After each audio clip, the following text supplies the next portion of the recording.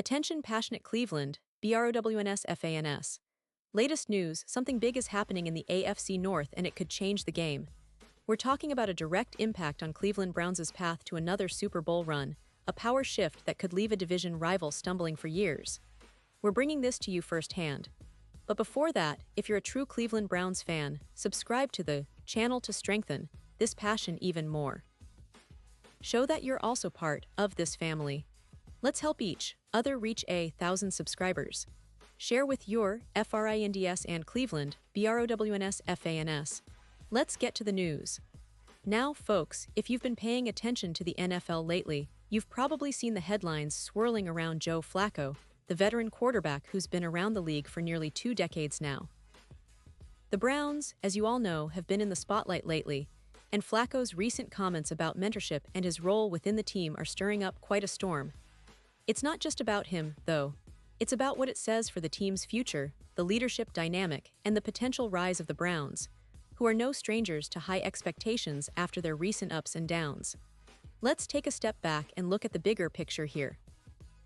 Joe Flacco, at 40 years old, is still competing for a starting role in the NFL.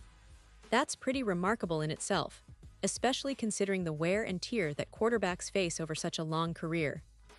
Flacco, who rejoined the Browns this offseason after a pretty solid stint in 2023, has been thrust into a position where he's not just trying to help the team win games, but also fighting to be the guy leading the offense. And in this context, his comments about mentorship have caught the attention of fans, analysts, and players alike. He's made it clear that he doesn't see himself as a mentor to the younger quarterbacks, specifically rookies like Shedeur Sanders and Dylan Gabriel, or even Kenny Pickett, who's been in the league for a couple of seasons now. Flacco's stance is that he's there to play football, plain and simple. He's not about to take on the role of the team's spiritual guide or mentor, and he's quite vocal about it. This has sparked a debate that's bigger than just one player's attitude. It touches on how teams develop young talent, the veterans' role in a team, and the culture that Kevin Stefanski and the Browns are trying to build. What Flacco said during his recent interviews was pretty straightforward. He acknowledged that there's a lot of talk about veteran players mentoring the rookies, but he believes it's more organic than a formal responsibility. Flacco explained that in a quarterback room, there are already plenty of learning opportunities. He pointed out that he has a wealth of experience, and while he's happy to share insights when asked, he doesn't see it as his primary job to teach or mentor the younger guys. Instead, he prefers to let the natural flow of team interactions and on-field experiences do the work. He said something along the lines of, "It's a talking point. You can kind of use it. It's a good question to bait someone into answering, and no matter how they answer it, it kind of makes the guy look bad. If I say I don't want to be a mentor, I look bad. If I say I do, then I look like I don't care about playing well." Flacco's approach is to be honest, and he's made it clear that he sees himself as a player who contributes on the field first and foremost. He believes that experience naturally leads to leadership, but he doesn't want to be boxed into a mentorship role just because of his veteran status. But of course, not everyone agrees with that perspective. Chris Canty, a former NFL defensive lineman and now ESPN analyst, took a much different stance. Canty believes that mentorship isn't something that should be forced or explicitly assigned. It's something that happens organically through collaboration and leadership by example. He was pretty blunt in his assessment, saying, "Yes, he should mentor young players, because mentoring a young player is only going to make that player better, which makes the team better. You're only as strong as your weakest link." That's a very NFL mindset. Everyone on the team has a role in lifting each other up, especially in a league where the margin of error is razor-thin. Canty emphasized that in his view, veteran players have a responsibility to help the younger guys develop, whether they want to or not. He argued that this is fundamental to team success, and that Flacco's stance, while honest, might not be the most effective approach for a team aiming for Super Bowl. The Browns, with their promising roster and talented young quarterbacks, could very well benefit from a veteran quarterback who takes on that mentorship role more naturally. It's a nuanced debate, but it's one that could influence how the Browns' locker room functions this season. Now, shifting gears a bit, let's talk about what this means for the Browns on the field. Flacco's performance during OTAs has been quite impressive. According to reports from The Athletic's Zach Jackson, Flacco is currently outperforming the other quarterbacks in the team's offseason workouts. He's been taking the majority of the first-team reps, and it's no coincidence that he's considered the early favorite to land the starting job.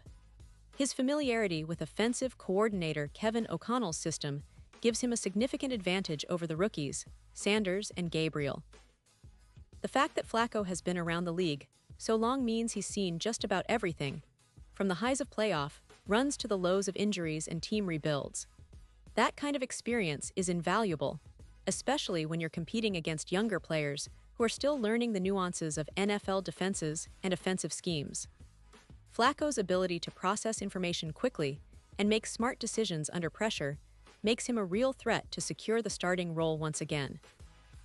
Kenny Pickett, despite his limited reps, has shown flashes of the talent that made him a first-round pick. His arm strength and mobility are evident, and he's been working hard to improve his understanding of the playbook.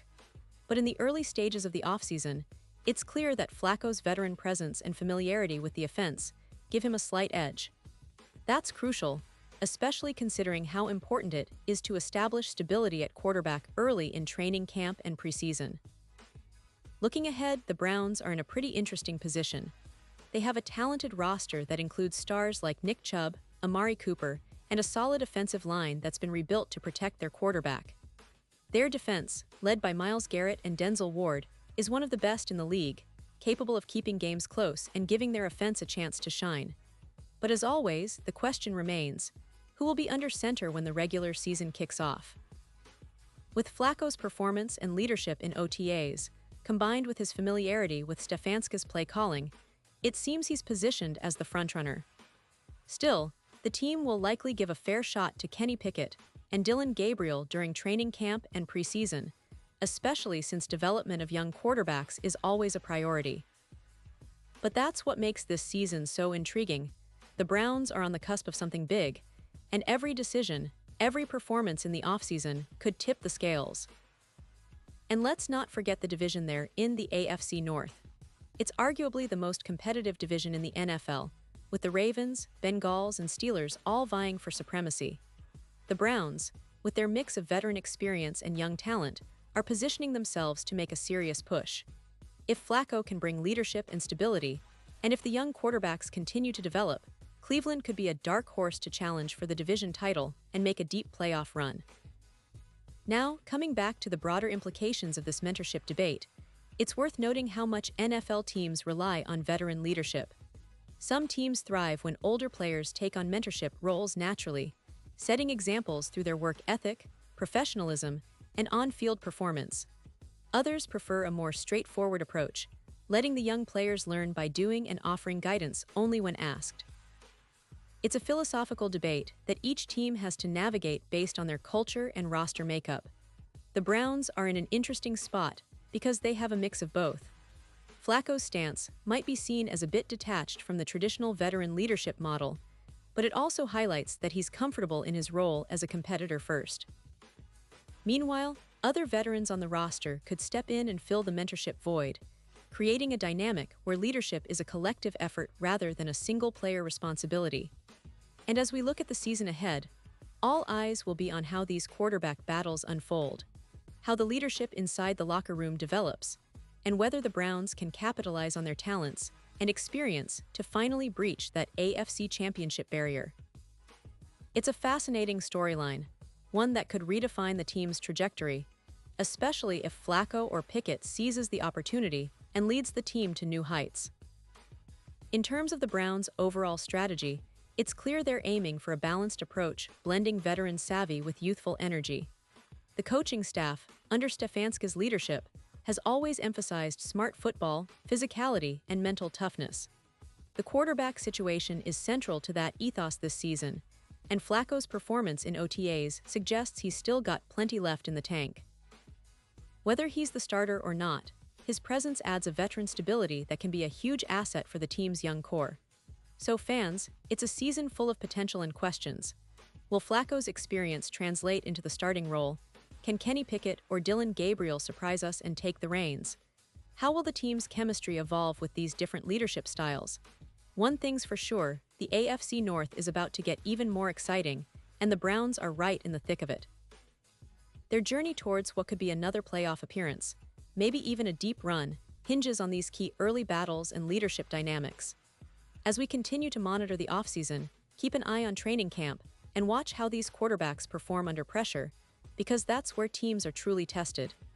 The Browns are building a foundation that could see them return to the top, and every detail, every decision, every comment like Flacco's adds another layer to this intriguing story.